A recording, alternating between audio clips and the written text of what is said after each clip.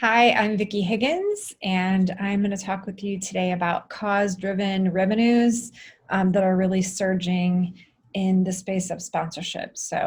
I own a company called CXP Agency, and our tagline is really to connect brands with communities for good. We are really a consulting agency. We consult on sponsorships. We help you rethink your sponsorships, increase your sponsorship revenue, and also create long-term sponsorship connections for your event or property. My agenda today is to talk a little bit about the impact of COVID-19 on sponsorships. I'm also going to share some research around the social crisis on brands, since they're typically the ones that are your sponsors. I'll also share about some new sponsorship categories, cause-related virtual events that are killing it right now. And then also I'll share with you a little bit more about the Sponsorship Insights program. So let's get on the same page. First and foremost, I want to talk about terminology, just to make sure we're all speaking the same language. What is a corporate sponsor? A corporate sponsor is typically a brand that pays a cash or an in-kind fee to a property, like the event or the venue or fair or festival, in return for the access to the exploitable commercial potential, which is basically access to your audience associated with that property. So what we don't do is we are not talking about advertisers, co-op advertisers. We're not talking about promo partners or media partners, and we're not talking about fundraising or philanthropy. So I'm really talking about corporate sponsors. Some of the challenges that you might be facing in sponsorship right now, event is canceled or postponed. You might be experiencing budget cuts. There's a challenge to do a make good or a makeup to your sponsors. You also may be getting a request from the sponsor to renegotiate the agreement. And you might be determining if you want to prorate that or roll it to the next year or refund your sponsors. And if you're like most, we're trying to figure out, like, are these virtual events going to actually work for you? So first and foremost, to kind of set the table here, I want to share a little bit of research, just so you know where I'm coming from and what the data is saying that's causing me to go in this direction for cause and mission-based type of sponsorships. So first I'm going to share with you a little bit about IEG. You may already be very aware of IEG, but I love the research that they do.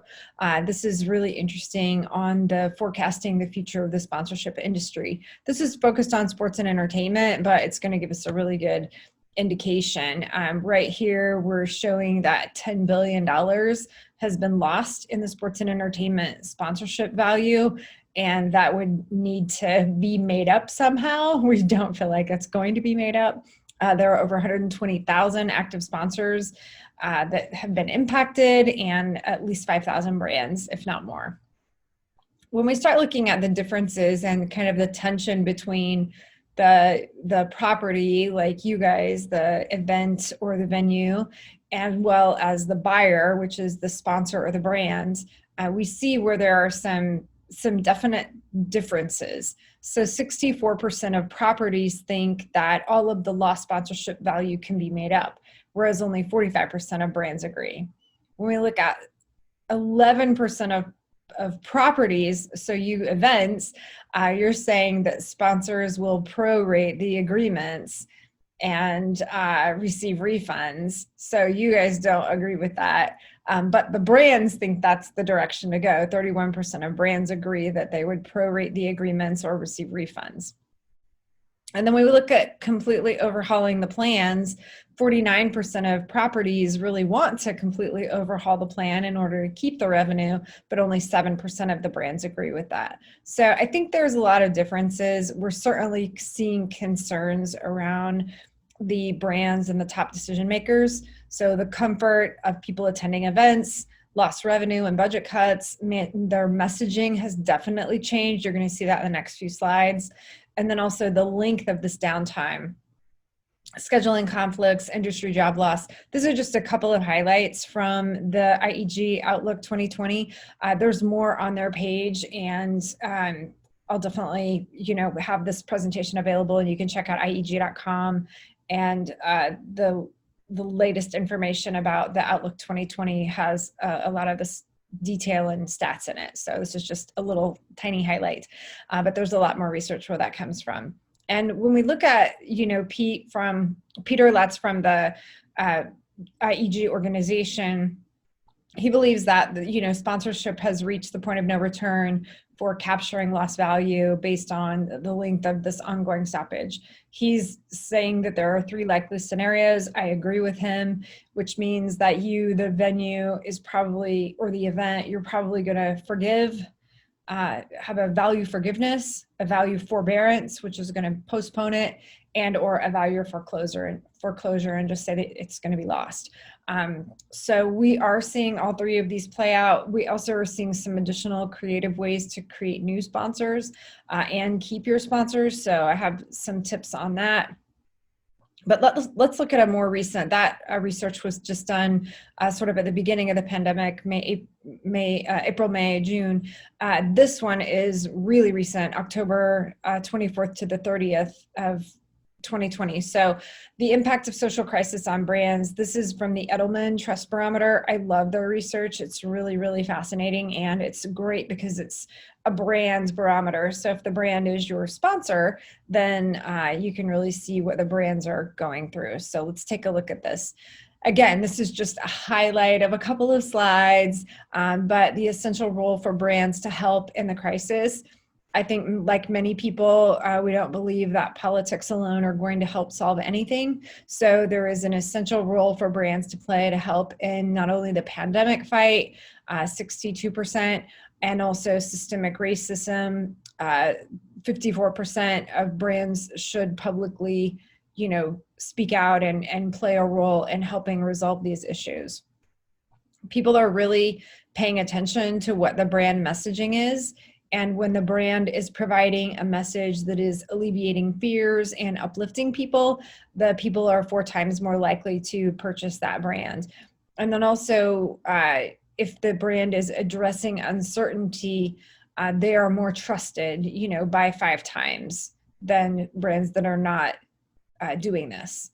So I think that's very interesting. And the brands are paying attention to this. When we look at the social crisis and the impact on brands, the brands are noticing that what they do, how they are communicating in our society, what they say, and what they're going to do for their customers is really, really critical. It really is very much making a difference in the brands and their messaging and how they're selecting to communicate. So brands are paying attention to this, and these brands are your sponsors. And so we can't imagine that we're going to go back and just do the same old, because obviously their core goals have changed quite dramatically.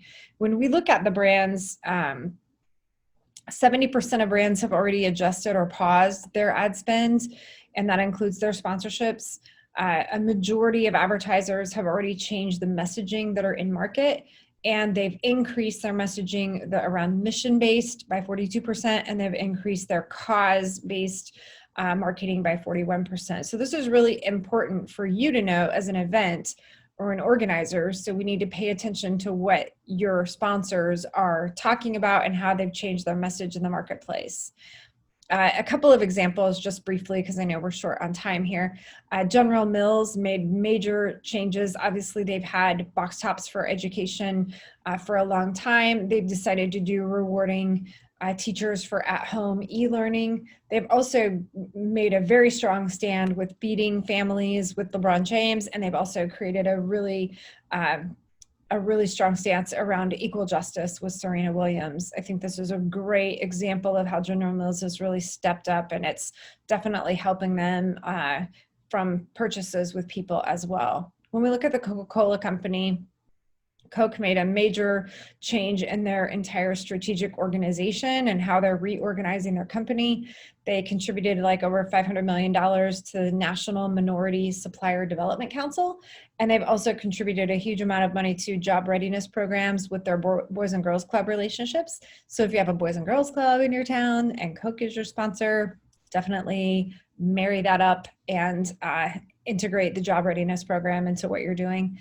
They also have just released on November 2nd and ad campaign for the holidays called The Letter. It's really encouraging consumers to give something only you can give, which is yourself. It's really talking about appreciation for loved ones, our sense of community, and our need to be present with each other. And I think that's really important as we work with Coca-Cola. I work with them very closely. And so we're finding ways to integrate that into our messaging with our different sponsorships.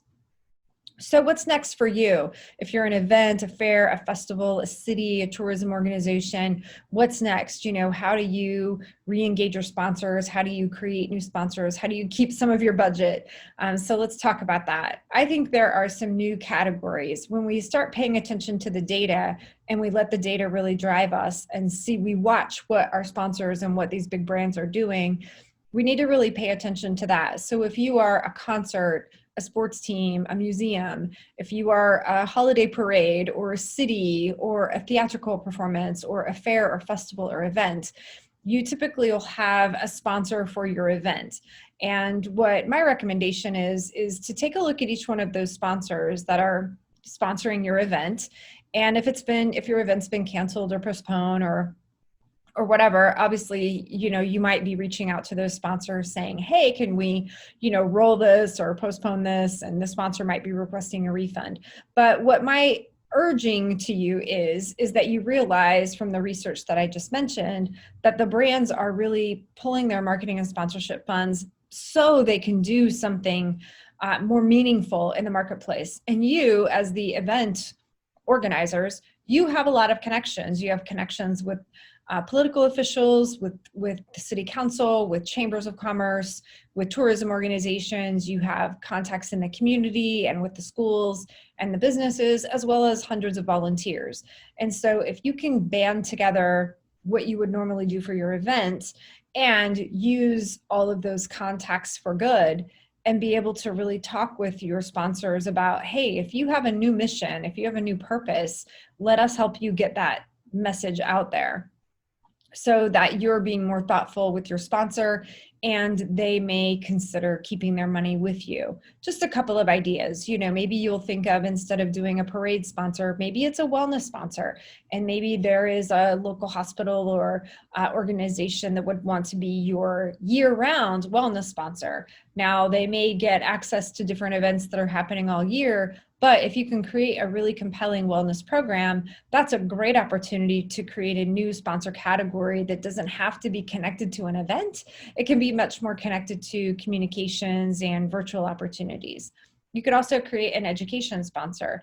Again, create virtual opportunities, create awareness, get sponsors of that program, and have it become a year-round sponsorship. This, I think, was really fun from a beach cleanup and a sustainability perspective. So look at different sponsor categories. If you are a fair or festival or an event, and you are doing a hybrid, like drive-through taste of the state fair, you could easily put together a new sponsor category that is a sustainability partner, and you could have that sustainability partner encourage people to drive through and drop off their recyclables, and you can continue to push that message from a digital and social perspective all year. Again, that partner could be a year-round sponsor instead of just your one-time event sponsor. It's a lot more beneficial to the brands, and it also communicates the message that they're trying to send. I'm going to give you a little cheat sheet. If you aren't sure what you want to align with, just know that a lot of the brands are aligning with these 17 United Nations Sustainable Development Goals.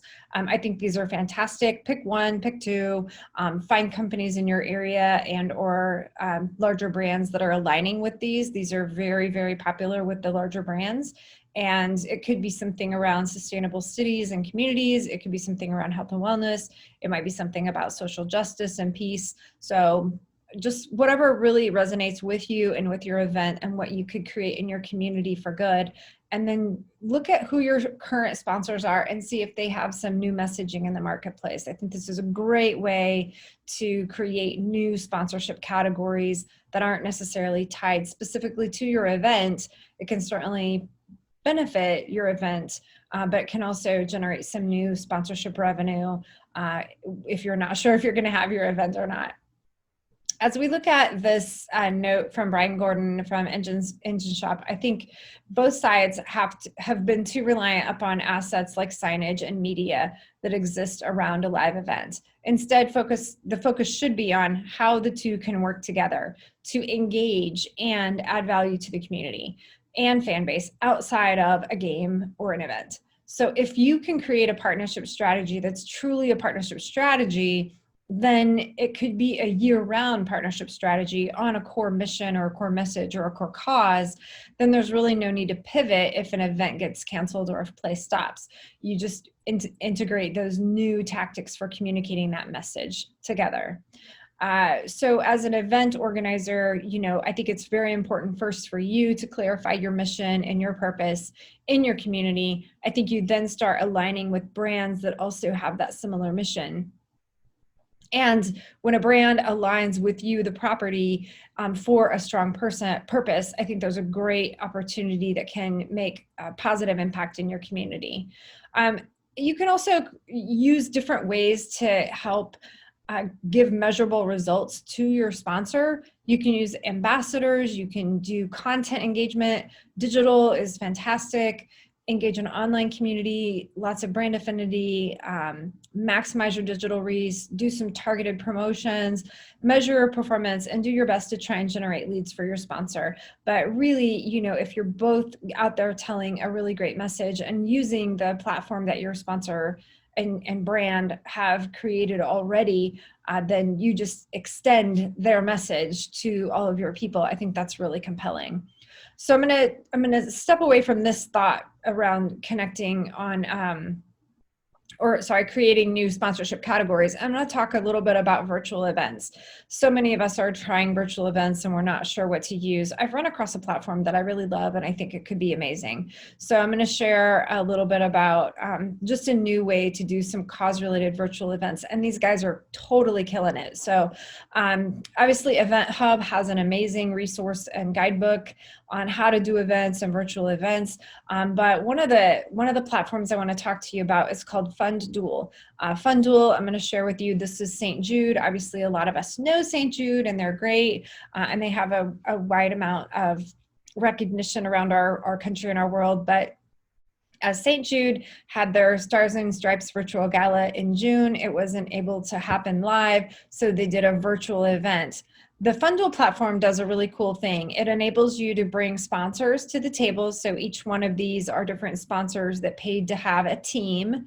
The teams compete to raise money, and it all leads up over 3 or 4 weeks to a live stream event, kind of like the old Jerry Lewis telethon days. And the live stream event happens and everybody contributes and people can share pictures and socially share. And it's all done online and it's super fun. St. Jude and the Angels and Stars virtual gala, they were so happy with the result of this. They raised over $300,000 and their goal was $250,000.